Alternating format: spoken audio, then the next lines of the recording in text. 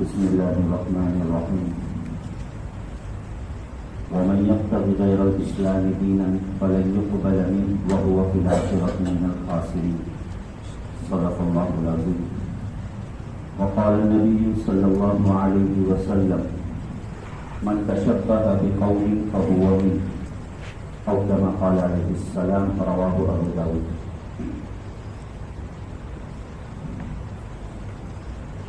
دین اسلام یہ ایک اکمل و مکمل مذہب ہے اور ہم سب اس کے متبعین اور ماننے والے ہیں. اور اللہ پاک نے دین اسلام کے متعلق قرآن کریم میں ذکر فرمایا وَمَن يَبْتَغِ غَيْرَ الْإِسْلَامِ دِينًا فَلَن يُقْبَلَ مِنْهُ. جو کل قیامت کے دن اسلام کے علاوہ اور کسی دین کو اور کسی مذہب کو لے کر آئے گا تو ہرگز اس کے مذہب کو قبول نہیں کیا جائے گا. وَهُوَ فِي الْآخِرَةِ مِنَ الْخَاسِرِينَ. اور وہ آخرت میں نقصان اٹھانے والا ہوگا، خسارے میں ہوگا. اس معنی کر دین اسلام یہ مکمل مذہب ہے اور نبی کریم صلی اللہ علیہ وسلم کے ذریعے سے، چونکہ اللہ کے رسول صلی اللہ علیہ وسلم کو ایک امت کے لیے رہبر اور رہنما بنایا گیا ہے، اس لیے زندگی کا کوئی بھی شعبہ باقی نہیں ہے جس میں دین اسلام کی رہنمائی نہ ہو.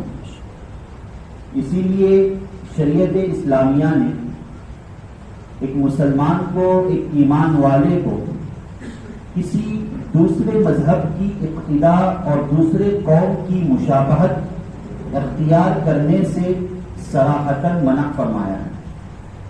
صراحتاً منع فرمایا کہ کسی قوم کی مشابہت نہ کی جائے. قرآن کریم اس سلسلے میں یہ بات پیش کرتا ہے کہ یا ایھا الذین آمنوا لا تتخذوا اليہود والنصارى اولیاء، کہ اے ایمان والو یہود اور نصارہ کو اپنا دوست نہ بنانا. بعضهم اولیاء بعض، کہ ان میں دونوں ایک دوسرے کے دوست ہیں. یہاں پر اگرچہ اللہ تعالیٰ نے یہود و نصارہ کا تذکرہ کیا ہے مگر اشارہ تمام مذاہب کی طرف ہے. بات تمام مذاہب کی ہے کہ دین اسلام کے علاوہ کہ جو پیروکار ہے اور اسلام کے علاوہ کسی مذہب کو فالو کرتے ہیں تو تم ان کو اپنا دوست نہ بنانا. اور اگر کوئی انہیں اپنا دوست بناتا ہے وَمَن يَتَوَلَّهُ مِنكُمْ فَإِنَّهُ مِنْهُمْ. قرآن کہہ رہا ہے کہ جو کوئی ان کو اپنا دوست بناتا ہے تو وہ انہی میں کا ہے. وہ کیا ہے؟ انہی میں کا ہے. یہ اعلان کس نے کیا ہے؟ قرآن نے کیا ہے. اب دوست کا مطلب کیا ہے؟ یقیناً اسلام کسی غیر مسلم کے ساتھ تعلقات کو قائم کرنے سے ہرگز منع نہیں کرتا. جیسے دین اسلام نے مسلمانوں پر جو حقوق ہے وہ بتلائے ہے کہ ایک مسلمان کے دوسرے مسلمان پر کیا کیا حقوق ہے، اسی طریقے سے دین اسلام نے اس بات کو بھی بتلایا ہے کہ ایک مسلمان پر غیر مسلمان کے کیا حقوق ہے. مسلمان ہے تو اس پر کسی غیر مسلم کے کیا حقوق ہے یہ بھی بتلایا ہے. نبی کریم صلی اللہ علیہ وسلم کی وہ حدیث کہ وہ شخص مومن نہیں جس کا پڑوسی اس کی ایذا سے اور اس کی تکلیف سے محفوظ نہ ہو. تو یہاں پر کسی مخصوص پڑوسی کا تذکرہ نہیں. پڑوسی میں ایک مسلمان پڑوسی بھی ہو سکتا ہے، پڑوسی میں ایک غیر مسلم پڑوسی بھی ہو سکتا ہے. تو جس طریقے سے ایک مسلمان پڑوسی کو تکلیف دینا حرام اور ناجائز ہے، اسی طریقے سے کسی غیر مسلم پڑوسی کو بھی تکلیف دینا حرام اور ناجائز ہے. تو تعلقات کو قائم کرنا غیر مسلموں سے، چاہے وہ غیر مسلم میں کوئی بھی ہو، یہود ہو، نصارہ ہو، ہنود ہو، کسی بھی مذہب سے تعلق رکھنے والے ہو، تو اسلام تو اس کی اجازت دیتا ہے کہ تعلقات کو قائم کرنا ہے، اچھے اخلاق کا مظاہرہ کرنا ہے.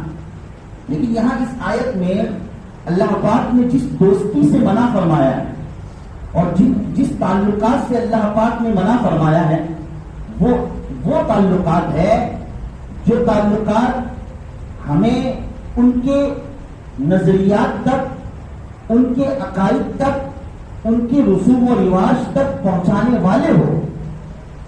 اگر ایسے تعلقات ہیں جو تعلقات ان کے نظریات تک، ان کے عقائد تک، ان کے سوچ تک، ان کے مذاہب کی دیگر باتوں تک اگر پہنچانے والے ہیں تو قرآن کریم نے صراحتاً اس سے منع فرمایا اور کہا کہ جو اس طریقے کو اختیار کرے گا وَمَن يَتَوَلَّهُم مِّنكُمْ فَإِنَّهُ مِنْهُمْ، تو وہ انہی میں کا ہے۔ وہ کیا ہے؟ انہی میں کا ہے۔ اسے حق نہیں اپنے آپ کو مسلمان کہلوانے کا، یہ قرآن کہہ رہا ہے، اسے حق نہیں اپنے آپ کو مسلمان کہلوانے کا۔ اور اسی کی عکاسی اللہ کے رسول صلی اللہ علیہ وسلم نے اپنے پیارے فرمان مبارک سے کی ہے۔ ابو داؤد شریف کی حدیث ہے، روایت ہے، نبی کریم صلی اللہ علیہ وسلم کا فرمان کہ من تشبہ بقوم فہو منہم، جو جس قوم سے مشابہت اختیار کرے گا وہ انہی میں کا ہے۔ جو جس قوم سے مشابہت اختیار کرے گا، بھائی مشابہت سمجھتے گی، نقالی، جو جس قوم کی نقالی کرے گا، ان کے طریق پر چلے گا، فہو منہم، وہ بھی انہی میں کا ہے۔ تو حدیث بھی کہہ رہی، قرآن کی آیت بھی کہہ رہی ہے وَمَن يَتَوَلَّهُم مِّنكُمْ فَإِنَّهُ مِنْهُمْ، کہ جو اس طریقے کے تعلقات کو رکھے گا جس تعلقات کی وجہ سے عقائد اور نظریات پر اثر پڑتا ہو تو وہ انہی میں کا ہے۔ اور حدیث بھی کہہ رہی ہے کہ فَهُوَ مِنْهُمْ، کہ وہ بھی انہی میں کا ہے۔ اس حدیث پر ذرا غور کیجئے، اللہ کے رسول صلی اللہ علیہ وسلم کا جو فرمان مبارک ہے کہ من تشبہ بقوم، جو جس قوم کی مشابہت اختیار کرے گا فَهُوَ مِنْهُمْ، تو وہ انہی میں کا ہوگا۔ یہاں پر یہ نہیں کہا جا رہا ہے، یہ حدیث اس لیے نہیں ہے کہ جو جس قوم کی طرح غیر اللہ کے سامنے جھکے گا، جو جس قوم کی طرح غیر اللہ کو مانے گا، جو جس قوم کی طرح غیر اللہ کو سجدہ کرے گا تو وہ انہی کی طرح ہے، نہ، یہ حدیث اس کی نشاندہی کرے۔ وہ تو واضح بات ہے، معاذ اللہ ثم معاذ اللہ، اگر کوئی مسلمان اسلام سے نکل کر کسی غیر اللہ کے سامنے جھکتا ہے، کسی غیر اللہ کو اپنا معبود سمجھتا ہے، کسی غیر اللہ کی پرستش کرتا ہے تو وہ پہلے ہی سے انہی میں سے ہے، یقیناً وہ تو مسلمانوں سے نکل چکا ہے، وہ پہلے ہی سے غیر مسلم ہے۔ یہ حدیث اس بات کی طرف نشاندہی نہیں کر رہی ہے، بلکہ حدیث اس بات کی طرف نشاندہی کر رہی ہے کہ کسی قوم کے سماجی اعتبار سے، عملی اعتبار سے، نظریاتی اعتبار سے، تہوار کے اعتبار سے جو مسلمان ان کی اگر نقالی کرے گا، ان کے پیچھے چلے گا فَهُوَ مِنْهُمْ، تو وہ نہیں ہوتا ہے۔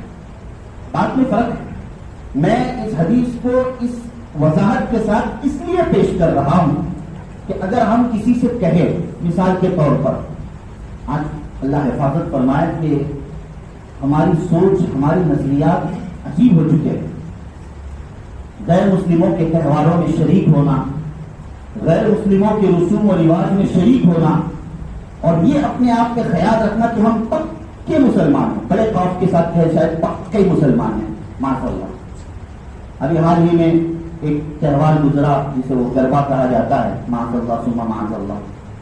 سننے میں یہ آیا کہ بہت سے مسلمانوں نے ان تہواروں میں شرکت کی، بعض مسلم بچیوں نے بھی اس تہوار میں کیا کی، شرکت کی، اللہ حفاظت فرمائے۔ ہاں، اور بڑی شان سے ہمارے مسلمان اس تہوار کو دیکھنے کے لیے جو عورتیں گربا کھیلتی ہے، اللہ حفاظت فرمائے، کہ کھڑے ہو کر دیکھتے کچھ فرق نہیں پڑتا، یہ کیا ہے، اس سے ایمان کا کیا لین دین ہے؟ بھائی ہمارا ایمان تو مضبوط ہے، ہم 5 وقت کے نمازی ہیں، رات میں اگر کھڑے رہ کر دیکھ بھی رہے تو کیا فرق پڑتا ہے، فجر کی نماز تو پڑھنے والے ہیں ہم، کیا فرق پڑتا ہے اس سے؟ اگر گربا ہم نے کھڑے ہو کر، اس سے ایمان کا کیا تعلق ہے؟ کہاں ہمارا ایمان نکل گیا؟ حدیث یہ کہہ رہی ہے، میں آپ کو یہ کہوں، من تشبہ بقوم فہو منہم، جو جس قوم کی مشابہت اختیار کرے گا، یہاں مشابہت نظریات اور عقائد کی بات نہیں چل رہی ہے، یہاں بات ان کے تہوار کی، یہاں بات ان کے رہن سہن کی، یہاں بات ان کی سماجی زندگی کی چل رہی ہے، یہاں بات ان کے تہذیب و تمدن کی چل رہی ہے. یہ چیز اللہ کے رسول صلی اللہ علیہ وسلم فرمانا چاہ رہے ہیں. بڑی شان سے ہم دیکھتے کھڑے. اب یہ دیوالی کا موقع ہے, معاف کیجیے گا, اس میں بھی ہم بغیر کسی تفریق کے یہ سمجھتے ہیں کہ نہیں کیا ہے بھائی, دیوالی کے تہوار میں اور اس موسم میں ہم بچوں کو پٹاخے دے دیتے ہیں, ہمارے بچے پٹاخے پھوڑتے ہیں, یا انجوائے ہے, اس میں کیا فرق پڑتا ہے. تھوڑی ہم کسی بت کے سامنے ہم بچوں کو کھڑے کر رہے ہیں اور ہم کھڑے ہو رہے ہیں, نعوذ باللہ. یہ تو ایک انجوائے ہے. من تشبہ بقوم فہو منہم. کیا کرو گے اس حدیث کا, کہاں کہاں آپ تشریح کر سکتے ہو کہ بھائی انجوائے, کھڑا ہونا یا لذت وقتی طور پہ حاصل کرنا, اسلام ہرگز اس کی اجازت نہیں دیتا. حرام, ناجائز ہے, حرام اور ناجائز ہے. تو خدا ان چیزوں سے خود کو بھی اور اپنی نسلوں کو بھی محفوظ رکھیے گا. ان چیزوں سے خود کو بھی اور اپنی نسلوں کو بھی محفوظ رکھیے گا. جہاں یقیناً تعلقات بہت اچھے ہونے چاہیے, بلکہ آج کے حالات کے اعتبار سے اور اچھے ہونے چاہیے, لیکن اس تعلقات کے ضمن میں, اس تعلقات کے پس پردہ ہم اپنے نظریات کو بیچ دے, ہم اپنے عقائد کو اور ایمان کو بیچ دے, اسلام اس کی اجازت نہیں ہے. ہم سمجھتے کلمہ ہم پڑھتے لا الہ الا اللہ محمد رسول اللہ, نہیں ہے کوئی معبود سوائے اللہ ہے, بس ختم ہو گئی بات. ارے بھائی جس کلمے کی ابتدا ہی غیر اللہ کی نفی سے ہوئی ہے, اللہ کا اس بات تو بعد میں ہے. لا الہ کا مطلب کیا, پہلے ہم اپنے کلمے میں کس بات کا اقرار کرتے ہیں, غیر اللہ کی نفی کا اقرار کرتے ہیں.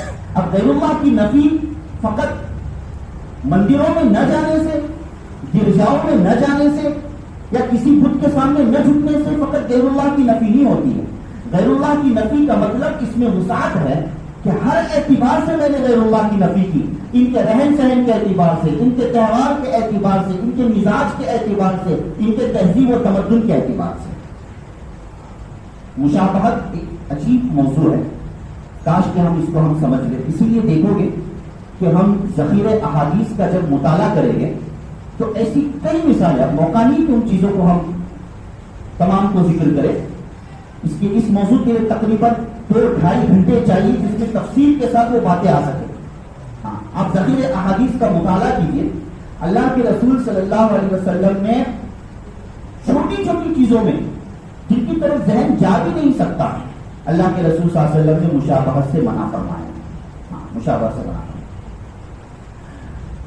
یہودی حضرات, مدینے میں یہ بات نبی کریم صلی اللہ علیہ وسلم کے سامنے پیش کی گئی کہ یہودی حضرات شلوار پہننا پسند نہیں کرتے, تہبند پہننا پسند کرتے ہیں.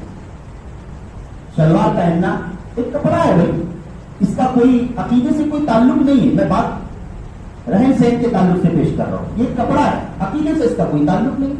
کوئی شلوار پہنے, کوئی تہبند پہنے یا کوئی اور کیا پہنے, اس سے کیا فرق پڑتا ہے. کہا کہ وہ یہودی لوگ شلوار پہننا پسند نہیں کرتے ہیں, تہبند پہننا پسند کرتے ہیں. نبی کریم صلی اللہ علیہ وسلم نے صحابہ کرام کو حکم دیا کہ تم تہبند بھی پہنو اور شلوار بھی پہنو اور یہود کی مخالفت کرو. یہود کی کیا کرو, مخالفت. کبھی بات آئی اللہ کے رسول صلی اللہ علیہ وسلم کے سامنے کہ یہودی لوگ داڑھی کو اپنی حالت پر چھوڑ دینے کے قائل ہے اور داڑھی کو رنگنے کے خلاف ہے, رنگنے کو حرام قرار دیتے ہیں. تو نبی کریم صلی اللہ علیہ وسلم نے فرمایا کہ اپنی داڑھی کو سرخ خضاب کرو, اپنی داڑھی کو سرخ خضاب کر کے یہودیوں کی مخالفت کرو. بس سمجھ میں. عقیقہ یہودی بھی کرتے ہیں.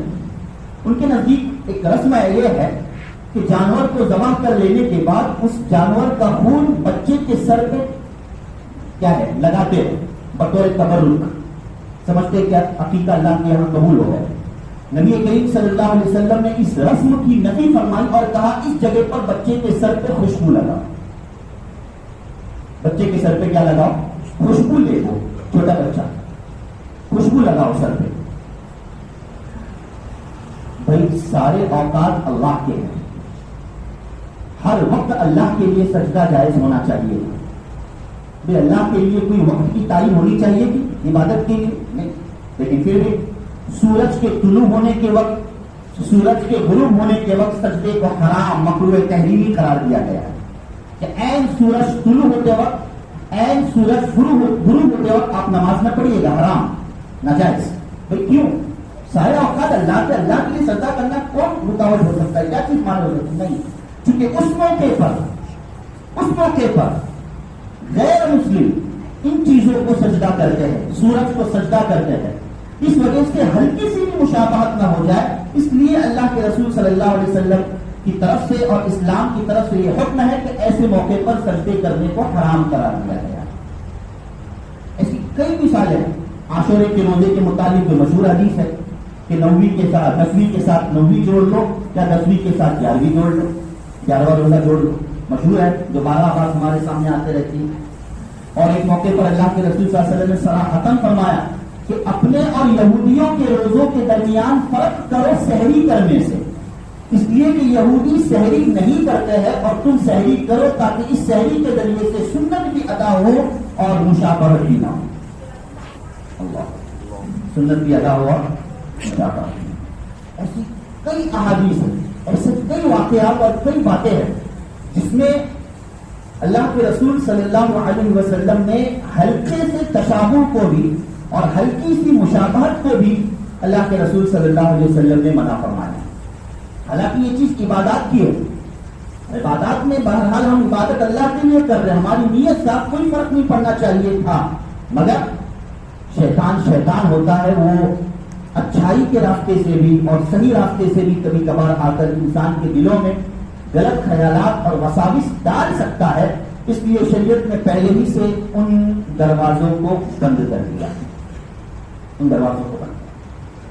اس لیے ہم اپنے مزاج میں رہیں، ہم اپنے تہذیب و تمدن اور اپنے کلچر میں رہنے کی فکر کریں۔ اس سے کیا ہوتا ہے، اس سے کیا فرق پڑتا ہے؟ بھائی جیسے نماز توڑنے والی بھی چیزیں ہوتی ہے، وضو توڑنے والی بھی چیزیں ہوتی ہیں جس کو نواقض صلاۃ کہتے ہیں، نواقض وضو کہتے ہیں، اسی طرح ایمان کے ٹوٹنے والی بھی چیزیں ہوتی ہیں، وہ ہمیں جاننا ضروری ہے کہ کن چیزوں سے ایمان ٹوٹتا ہے، کن چیزوں سے ایمان کم ہوتا ہے اور کن چیزوں سے ایمان ختم ہوتا ہے، انہیں ہمیں جاننے کی ضرورت ہے۔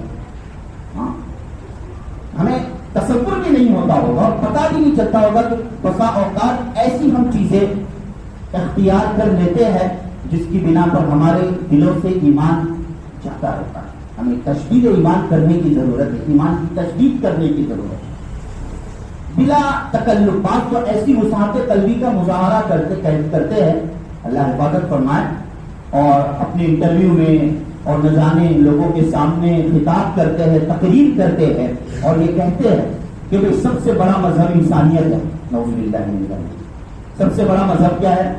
انسانیت ہے۔ اب اس جملے کے آڑ میں سارے مذاہب کی ابتدا کرنے کو جائز سمجھتے ہیں، سارے مذاہب کی ابتدا کرنے، بھائی ہمارے نزدیک تو سب سے بڑا مذہب انسانیت ہے، اب کیا ہے تو پھر کیا ہے، بھائی ہم ان کے بھی طور طریقے میں رہتے ہیں، وہ ہمارے طور طریقے میں آتے ہیں، ہم ان کی نقالی کرتے ہیں، ہم ان کے تہوار میں شریک رہتے ہیں۔ یاد رکھیے سورہ کافرون اسی وجہ سے نازل ہوئی ہے، ایسے ہی نازل نہیں ہوئی سورہ کافرون۔ دیکھیے کتنی شد و مت سے باقاعدہ ایک معاہدہ بتلایا جا رہا ہے، ایک معاہدہ بتلایا جا رہا ہے کہ نہیں، ہم رتی برابر بھی تمہاری طرف آنے والے نہیں ہیں۔ قل یا ایھا الکافرون، یا ایھا الکافرون، اے کافروں کی جماعتوں، لا اعبد ما تعبدون، نہیں کروں گا عبادت اس چیز کی جس کی تم کرتے ہو۔ کفار نے مطالبہ رکھا تھا کہ چلو کمپرومائز کر لیتے، ایک سال ہم تمہارے اللہ کی عبادت کریں گے، ایک سال تم ہمارے معبود کی عبادت کر لو، آپس ہی کمپرومائز کرتے۔ جہاں ہم نے 360 معبود کو مان لیا تو 61واں معبود ماننے میں کیا فرق پڑتا ہے؟ بس تم ہمارے 360 کو مان لو، ہم تمہارے ایک کو مان لیں گے۔ تو قرآن کریم نے کس ڈھٹائی کے ساتھ اور کس ولولے انداز میں سورہ کافرون نازل ہو رہی ہے کہ نہیں، رتی برابر بھی ہم تمہاری طرف عبادات میں، نظریات میں، عقائد میں ہرگز آنے والے نہیں۔ ہمیں معاہدہ اور یہ کمپرومائز ہرگز پسند نہیں۔ اس لیے جو شریعت کا طریقہ ہے، جو شریعت کا مزاج ہمیں ملا ہے، خدا را ہم اسے تسلیم کریں۔ یہ کوئی ناقص اور ادھورا نہیں، ہم دوسروں کے تہواروں میں شریک رہ کر یہ بات ثابت کرنا چاہتے کہ نعوذ باللہ من ذالک ہمارے مذہب میں کچھ کمی ہے، کچھ کٹوتی ہے، کچھ نقصان ہے، کچھ ہمیں انجوائے کرنے کا موقع نہیں مل رہا۔ دیکھیے جہاں تک انجوائے کی بات ہے اور جہاں تک خوشی منانے کی بات ہے، تو یاد ہوگی وہ حدیث عید کے موقع پر جو پیش کی جاتی ہے کہ نبی کریم صلی اللہ علیہ وسلم جب مدینہ میں تشریف لائے تو دیکھا کہ مدینے والوں کا ایک مخصوص دن ہے جس میں وہ خوشیاں مناتے ہیں، اپنے تہوار کے حساب سے خوشیاں مناتے ہیں اور کیا کچھ کرتے ہیں۔ اللہ کے رسول صلی اللہ علیہ وسلم نے اس دن کو عید کے 2 دن سے تبدیل کر دیا اور کہا کہ اللہ تعالیٰ نے ہمارے لیے اس سے بہتر 2 دن دیے ہیں عید کے، ایک عید الفطر ہے اور ایک عید الاضحیٰ ہے، یعنی خوشی منانے کی یہ 2 دن ہے، کچھ فرحت اختیار کرنے کی یہ 2 دن ہے۔ اب ظاہر ہے کہ ایسی چھوٹی چھوٹی باتوں پر اللہ کے رسول صلی اللہ علیہ وسلم نے ذرا برابر بھی کفر کی کفریہ نظریات اور عقائد کی طرف جانے سے اللہ کے رسول صلی اللہ علیہ وسلم نے منع فرمایا ہے۔ یہ جائے کہ ہم مکمل طور پر ان کے تہواروں میں صف بستہ کھڑے ہو، ہاں ان کے نظارے دیکھیں اور یہ کہ اور دیگر مواقع میں ہم گویا کہ ان کو قریب سے دیکھنے کی بات لوگ کہ اللہ حفاظت فرمائے چند جو تہوار برادران وطن کے گزرے ہمارے مسلمانان بھائی بالکل کھڑے رہ کر پوری الف سے لے کر یا تک پوری پکچر دیکھ لیتے ہیں اور پوری شکل دیکھ لیتے ہیں اور کہتے ہیں کہ اس سے کتنا مضبوط ایمان ہوگا ماشاءاللہ ان لوگوں کا، اللہ مزید ترقی نصیب فرمائے۔ لیکن بھائی یہ بات بہت سوچنے کی ہے کہ ظاہر بات ہے کہ معبودان باطلہ کی پرستش کو جب حرام قرار دیا گیا ہے اور ناجائز قرار دیا گیا ہے تو اس کی طرف دیکھنے کو بھی منع کر دیا گیا ہے، اسے دیکھے بھی نہیں، پتہ نہیں کہ اس کی عقیدت اور اس کی کچھ بھی ہلکی اور ادنا چیز بھی اگر ہمارے دل میں آ گئی تو ہمارے ایمان کے لالے پڑ سکتے ہیں، ہمارے ایمان کے لالے پڑ سکتے ہیں۔ اس لیے کنارہ کش ہونا چاہیے، اللہ ہم سب کی حفاظت فرمائے۔ بہرحال جو بھی تہوار ہو ہمیں کسی بھی تہوار میں نہ خود ہم اپنے طور پہ ملوث ہو، نہ اپنی نسلوں کو نہ اپنی اولادوں کو اس میں ملوث کرے۔ علماء کرام نے وقت کے بڑے بڑے ائمہ کرام اور مفتیاء کرام نے باقاعدہ اس سلسلے میں فتاوے جاری فرمائے ہیں کہ غیروں کے تہوار میں شرکت اور ان کے تہوار کی نقالی کرنا، عکاسی کرنا، بھلے آپ کا نظریہ صاف ہو، آپ کے عقائد صاف ہو، لیکن اس طرح اختیار کرنا حرام اور ناجائز ہے، حرام اور ناجائز ہے۔ اور بھی اس کی بہت ساری شکیں ہیں اور بہت ساری چیزیں جو بعض لوگ ماشاءاللہ پوچھتے بھی رہتے ہیں۔ بہرحال اللہ پاک سمجھ کی توفیق نصیب فرمائے اور مکمل دین و شریعت کے اتباع اور تقلید کرنے کی اللہ پاک توفیق نصیب فرمائے۔ آمین یا رب العالمین۔ وآخر دعوانا ان الحمد للہ۔